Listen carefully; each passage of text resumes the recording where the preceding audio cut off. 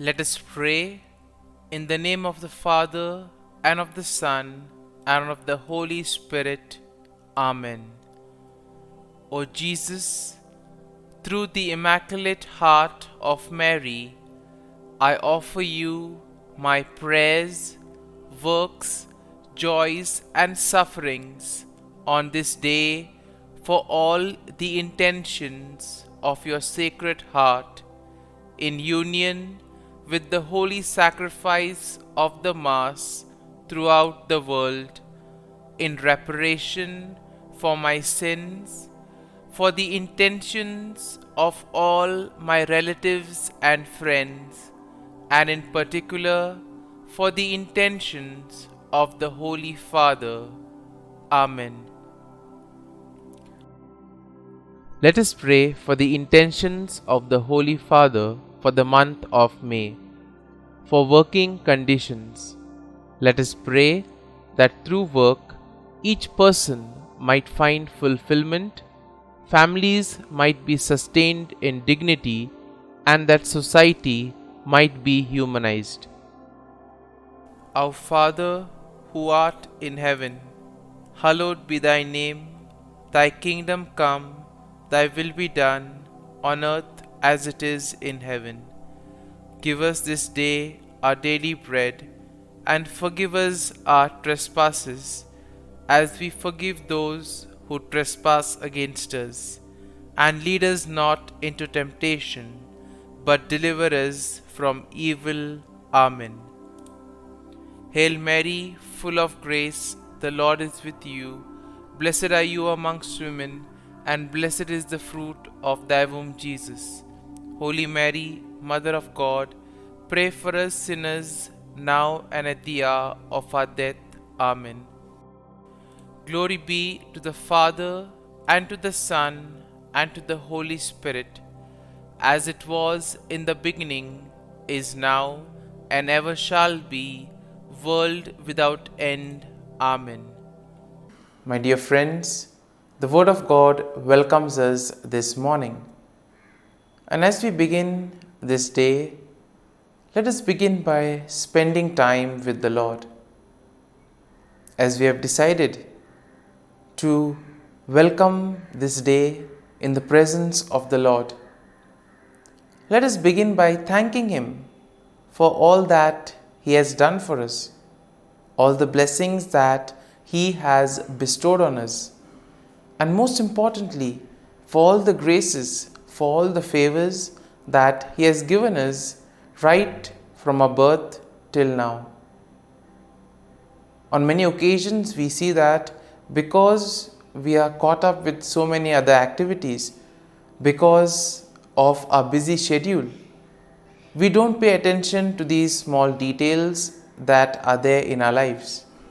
Very often, these graces, these blessings, which are so important in our lives, are kept aside. And therefore today, as we begin today's morning prayer, we ask the Lord to give us the grace so that we may be able to appreciate the good things that He has done for us. And therefore, it is appropriate that we begin today's prayer by thanking the Lord for all that He has done for us. First and foremost, we thank the Lord for the gift of life, for giving us talents, abilities, and various opportunities in our lives. We also thank the Lord for the gift of our family members, friends, relatives, near and dear ones, and all those who play a very important role in our lives. Now we see that there are so many people who have been instrumental in our lives in so many ways. These people have dedicated their time and effort, and thus they have shaped and helped us become who we are. And therefore we thank the Lord for their presence in our lives, and we also ask the Lord to bless them so that they may be able to have the fullness of life. We also thank the Lord for the gift of this day, yet another day that we have been given to make good use of our talents, of our abilities, and more importantly, to make a difference not only in our lives but also in the lives of those around us. We also thank the Lord for the various opportunities that He has given us. Opportunities to put our talents, to put our abilities to use. And at the same time, opportunities to help others make a difference in their lives. Lord, we also want to thank You for all the experiences that You have given us. Some of these experiences may be really good. We may want to cherish these experiences, but there may be other experiences which may be bitter, which may be harsh. Nonetheless, these bitter experiences may have taught us a lot in life. These are the experiences that have made us stronger. And therefore, Lord, we thank You for giving us these experiences, for making us better individuals, for making us stronger, and thus for preparing us to face the challenges in life. And therefore, my dear friends, as we participate in this morning prayer, let us ask the Lord for this grace that we may be able to radiate His presence to the world around us, that we may be able to become messengers of peace, joy and love, spreading His message of goodness, spreading His message of peace and love to the world around us. And therefore, let us ask the Lord to accompany us in whatever we do today, so that every action, every word may radiate His love, peace and joy. My dear friends, let us now reflect and meditate on Psalm 60. As usual, we shall have a general overview of the psalm. We shall, in general, just take a look at what the psalm is exactly trying to tell us, what are the themes that are present in the psalm. And then we shall take a look at the psalm in detail, looking at each of these themes, each of these aspects in detail. And when we have an overview, or when we look at the psalm at a glance, we see that Psalm 60 is a psalm of lament that is attributed to David, and it is believed to be written during a time of distress and defeat, possibly after a military setback. Now we see that setbacks are very common in life, and sometimes it becomes very difficult for us to deal with these setbacks. We have planned something, things don't go according to plan, and therefore we feel disappointed, we lose our faith, our trust and hope. We get disappointed and we are not interested in anything else later on then. And possibly in those moments, this is a psalm that can help us to collect ourselves, to rejuvenate, to place our faith and trust in the Lord and allow Him to bring us out of that situation. Now, we see that the psalm can be divided in 4 main sections. And in verses 1 to 3, we see that there is an acknowledgement of God's rejection and a plea for restoration. In the second section, we see a reflection of God's past deliverance and a request for His help. And this we will find in verses 4 to 8. In verses 9 to 11, we see there is a cry for God's intervention against the enemy. And finally, in verses 12 to 14, there is a declaration of confidence in God's victory.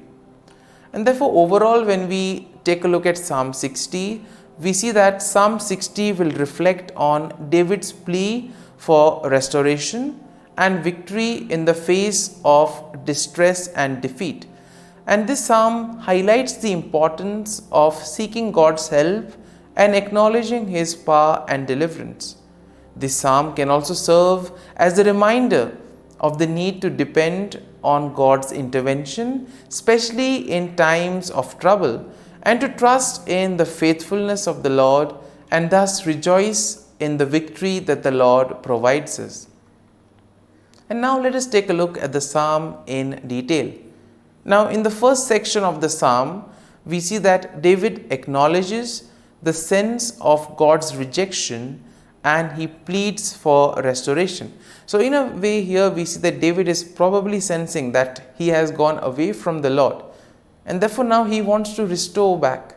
He wants to come back to the Lord. He wants to undo the wrong that he has done. And here he begins by expressing his feeling of being rejected and cast off by God. Once again, pretty strong at this point of time. And here we see that he does this by symbolizing it or comparing it to the breaching of the walls of the land. And therefore here we see that David now recognizes the severity of the situation, and therefore he implores God to intervene and restore his favor and protection. So he has gone away from the Lord, and now he wants the Lord to help him come back to him. And therefore we see that in this section it is all about knowing one's weakness. Therefore in our lives too, when we become aware of our weakness, of our shortcomings, that is the first step towards transformation. It is only once you are aware of what you have done wrong, or once you are aware of the areas where you are going away from the Lord, it is only then can you begin the remedy or the corrective measures. Moving on to the second section of the psalm, we see that David reflects on God's past deliverance and he seeks God's help once again. Now he recalls how God has given his people a banner, a symbol of victory, and therefore he asks the Lord to do the same. Now David acknowledges that it is only through God's power and help that victory can be achieved. And therefore what does he do? He expresses his dependence on God's assistance in the midst of defeat. So he already knows that he is deep in trouble, but still he has faith that the Lord can do something about it. And my dear friends, this is something that all of us need to have. We too need to have that confidence that the Lord will do something to help us, to guide us and bring us out from those stressful, difficult moments. Now in the third section, we see that David cries out for God's intervention against his enemy. And therefore he pleads for God to extend his help and to defeat the enemy who has brought devastation and affliction upon them. Now David also will acknowledge the significance of God's intervention, and thus he recognizes that his victory is completely dependent on God's action. And therefore this aspect of surrendering, this aspect of placing oneself in the hands of the Lord, allowing the Lord to guide and protect, this is very important and is explicitly seen in this psalm. And therefore in the final section, we see that David declares his confidence in God's victory. He proclaims that God's right hand, symbolizing his strength and power, will lead to triumph and will lead him to victory against his enemies. And therefore we see that David acknowledges that victory will ultimately depend on God. It is God who will do everything for him. And thus he expresses that he himself needs to place his faith and trust in the Lord, and that the Lord will act on behalf of him and also on behalf of all the people. And therefore, my dear friends, as we reflect on this psalm, let us spend time in assimilating it. Let the psalm take root in us, so that when we are faced in these difficult moments, when we feel that we are deep down in trouble, this psalm can act as a great source of consolation. It can help us to regroup. It can help us to get back on our feet by placing our faith and trust in the Lord. And therefore, my dear friends, as we have reflected and meditated on this psalm, let us now close our eyes at this morning hour and let us thank the Lord. Let us praise the Lord. Let us glorify the Lord. Loving Father, you have given us this time in the morning. You have been gracious to us. You have given us your Son, our Lord Jesus Christ, who has cleansed us from our sin. He has taken away all our sins and He has given us a new life. Lord, we thank you for giving us the Holy Spirit. And therefore, Lord, we ask you to bless us and protect us at every step of the way. Be our guiding force. Be there to always show us the way. And for all this, Lord, we thank you, we praise you, and we glorify you. You have protected us and you have guarded us through the night. You have given us this time to spend with you. You have woken us up this morning and you have given us good health of mind and body. And for all this, Lord, for your love, for your mercy, for your generosity, we thank you and we praise you, O Lord. You are a merciful God. You have blessed us in so many ways. As you reflect on our blessings, as you reflect on all the good things that have happened to us, as we reflect on our experiences, Lord, we want to thank you. We want to praise you for making us better individuals. And now, my dear friends, let us spend a few moments in silence and let us reflect on the psalm.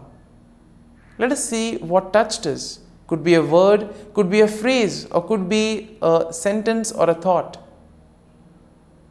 Remain with that and allow the psalm to take root in you so that ultimately your words, your actions will radiate the love, peace, and joy of Christ to the world around.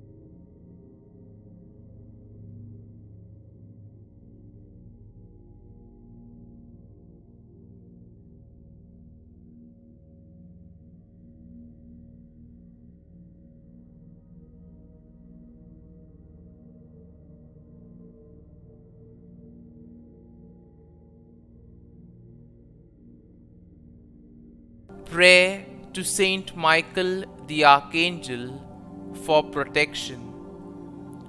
Saint Michael the Archangel, defend us in battle. Be our defense against the wickedness and snares of the devil. May God rebuke him, we humbly pray. And do thou, O Prince of the heavenly hosts, by the power of God, thrust into hell Satan and all the evil spirits who prowl about the world, seeking the ruin of souls. Amen. Act of Adoration.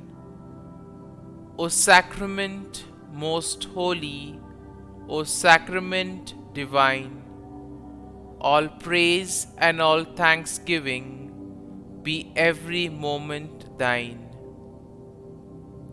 Saint Gertrude Prayer for souls in purgatory.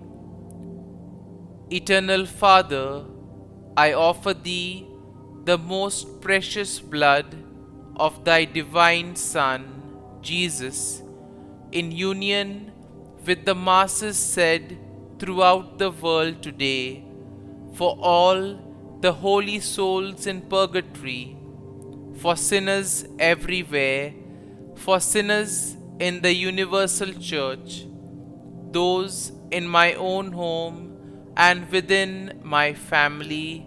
Amen. May the divine assistance remain always with us, and may the souls of the faithful departed through the mercy of God rest in peace. Amen. Glory be to the Father, and to the Son, and to the Holy Spirit, as it was in the beginning, is now, and ever shall be, world without end. Amen.